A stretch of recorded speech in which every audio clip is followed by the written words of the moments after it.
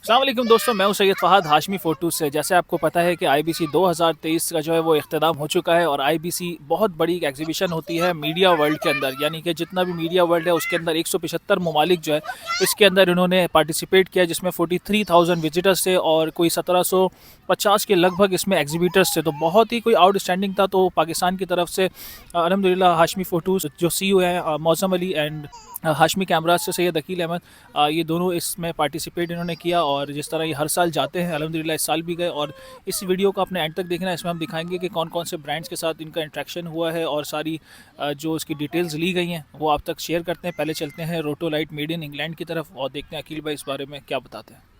ये इसके अंदर सॉफ्ट बॉक्स जो है ना, इलेक्ट्रॉनिक सॉफ्ट बॉक्स आया है। देखिए ये बाप पीछे से कंट्रोल करेंगे और ये सॉफ्ट बॉक्स हो गया इलेक्ट्रॉनिक्स। और ये फिर ख़त्म। ये देखें, ये विदाउट सॉफ्ट बॉक्स है, विद सॉफ्ट बॉक्स। ये लेटेस्ट चीज़ है जो सॉफ्ट बॉक्स जो है इलेक्ट्रॉनिक्स है।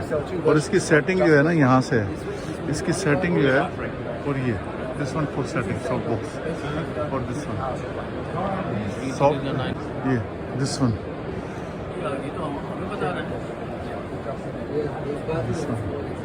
without soft box setting. Please slow.